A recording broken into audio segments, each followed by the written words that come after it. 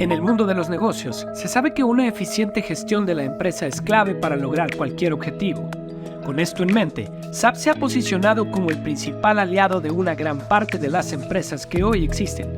Ahora, están apostando a agilizar la transformación digital de sus productos para eficientizar y personalizar soluciones a la medida de sus clientes, lo que los convierte hoy en la mayor compañía de software de Europa y la tercera más grande del mundo.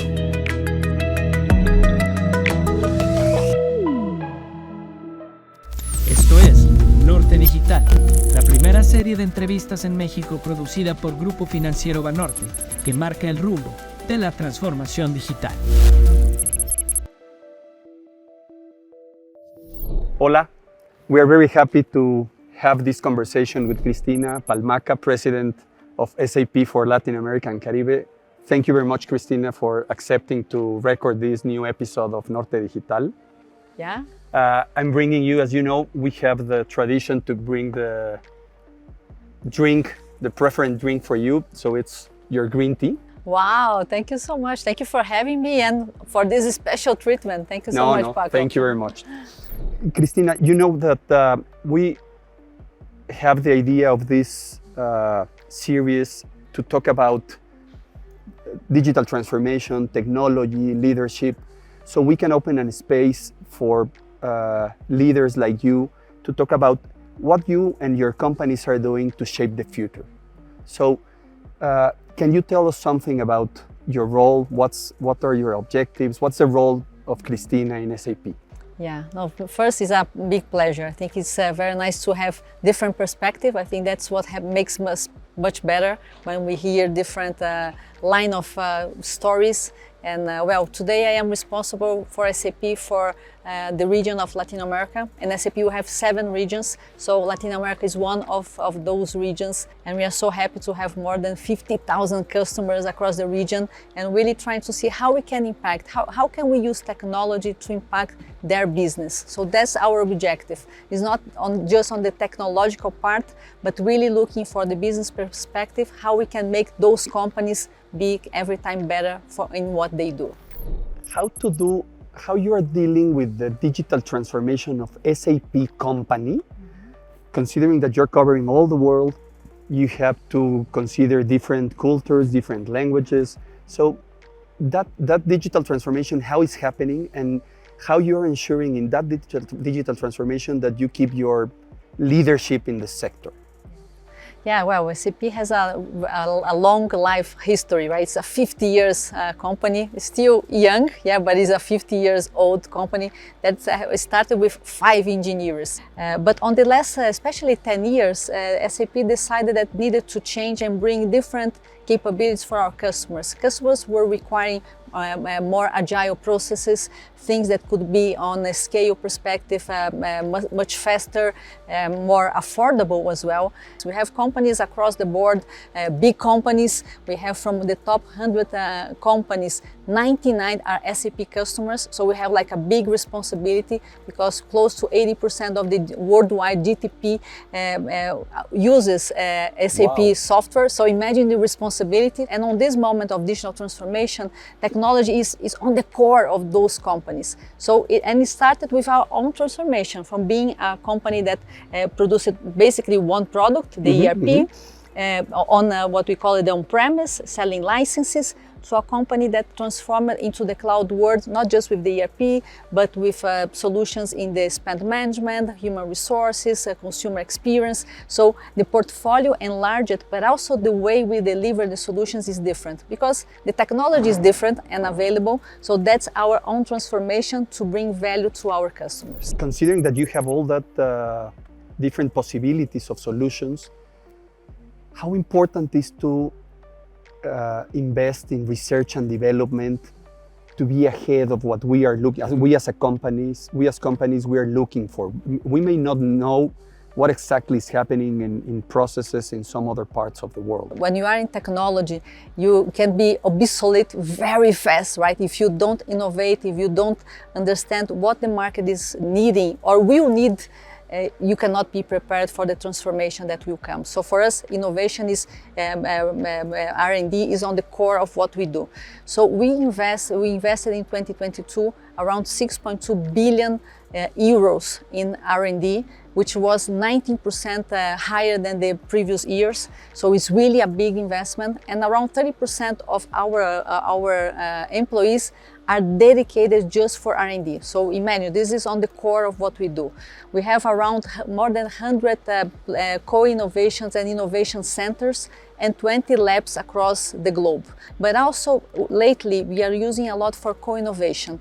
On this world that we have so much technology available, you can have blockchain, you can have traceability, you can have artificial intelligence. It's important to have a place that you can create sometimes not a standard product, but specific products for specific issues that we want to solve with our customers. You are in the core of the processes.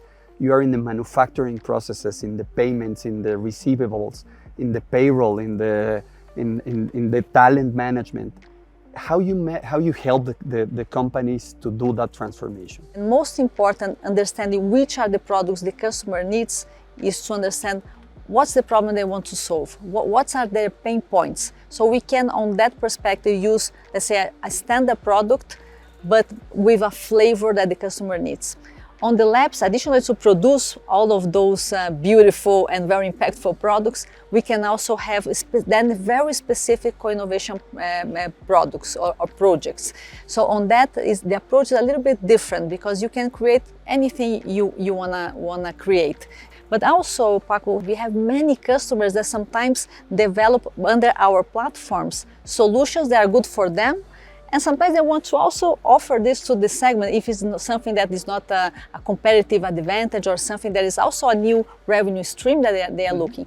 So the technology brings all those possibilities. You can have the core of our products, you can innovate, you can co-innovate with a partner, with a customer. So all the possibilities are really without any limit. You just issued the Anetic Handbook, which is extremely good. Congratulations, it's very clear. I think it goes to the heart of what someone may be concerned about the use of this technology. What are the risks that you as SAP are seeing on the use of artificial intelligence that made you issue this handbook? Yeah, for us, we take all the information and the way we approach very seriously. Yeah, again, we are on the core of our customers' business. Yeah, we manage all this 80% of the worldwide GDP, so there is a lot of sensitive information. So, and we are an enterprise company. Yeah, we always make, we can have chat GPT, but we are not going to write a poem. We are writing business ledger, exactly. Or a supply exactly. chain. So from where it comes is as important as what we deliver. So that for us was a very good sign on how we do things. Sometimes we do things that are very important, but the way and how we approach are one of our core values. We really want to live our mission. That is, make the world work better and improve people's lives. So for that, we have a big responsibility to guarantee that the way we articulate the data, the way we collect data, the way we process the data, and where it comes from, are really taking this on a very serious approach. So that's why for us, having this approach, it's essential, and I think talks about, let's say, the values of our company, and that's why we thought it was a good momentum to make this reflection. It's not just issuing something like a buzzword, but really how do we bring this as a value and a very serious and reliable way to our customers. What can you tell the people that believes that, or that are focusing, because maybe the belief is true, but they are focusing on if AI will disappear some jobs instead of being able to create some others or facilitate some others or create insights? It is how we guarantee that we can bring the new skilling of the new jobs that will come, because new jobs are coming. day after day. You just see the list of data science that are coming, how you interpret all the data. So all the artificial intelligence, we also create new jobs. That said, this is a very close topic to SAP, but also to me, I think education is what can change countries and impact our society. So we are really focusing pretty hard on reskilling. So SAP now at our Safari in Orlando just released a new program using SAP Learning Hub just to bring capabilities for our public cloud offers for free. We have an ambition to train more than 2 million people across the world on this reskilling of having new capabilities of connecting cloud as part of their competencies to the market, because the market will evolve with SAP and the whole technology that is coming. What will be your recommendation for the people for the guys that are about to leave the university? They are doing these science, technology, engineering, math paths. Being curious and really focus on having technology as this foundation, maybe this is one of the recommendations. So sometimes the most challenging part is not the technology, it's what you want to solve and what you want to address with that specific technology. So having this thinking of problem solving, identifying this, sometimes is one of the capabilities, maybe as needed as the technical one. Yeah? So that's probably the combination that I would personally recommend. Thank you. Let me switch gears and go to a section that we call ping pong. So I will make you a question and the first things that come to your mind. Okay. What non-tech company do you consider has had the most significant digital transformation? Well, because I like sports, I like the work that Under Armour do in terms of understanding the customer and applying their experience on the life of the product and continuous improving the product. So they have usually they take a product and bring to the market, test, get the feedback and reassess the product in production. So I think that are super nice. And it's a short cycle? It's a short cycle. And probably just on the pandemic, one industry that again very close to our heart, it's the pharmaceutical. We had a very nice case with Pfizer that in a very short period of time, they made the whole vaccines. They used it on very stream, the supply chain efficiency to bring the efficiency in terms of bringing the vaccine as fast as possible. Speaking of the tech industry, who do you admire? I follow pretty much Bill Gates. I worked for Microsoft for a while, but I think from the tech geeks, I think he had a vision in a period of time that are very interesting. So for me, it's a good balance of somebody that make a huge company, but also is concerned about the legacy and the impact on the world. Perfect. If you were Wonder Woman, what will be your kryptonite? But there's one thing that for me is like my kryptonite is all those personal assistants, Alexas, Echoes, analogical person. I like to read, I like to write. What was the last book you read? Yeah, there are two books that for me they are connected, but the one that is called Strength to Strength, that talks about how you get a little bit an evolution in your life, in terms you get a little bit older, so your intelligence, that we call fluid intelligence, starts to decline, so it's kind of depressing. But then it comes the crystallized intelligence, that is the wisdom, what you really collect in your life, so you probably develop other skills in your life. And the other one, that is the 100-year life. How is our life? Because we are going to live 100 year plus or pretty close to that. So how you plan your life on this longer term, and in terms of not just financially, but emotionally, relationships, and also on a working space, we how to be productive, yeah, on this longer term life. What's the most astonishing technological innovation you remember from your childhood?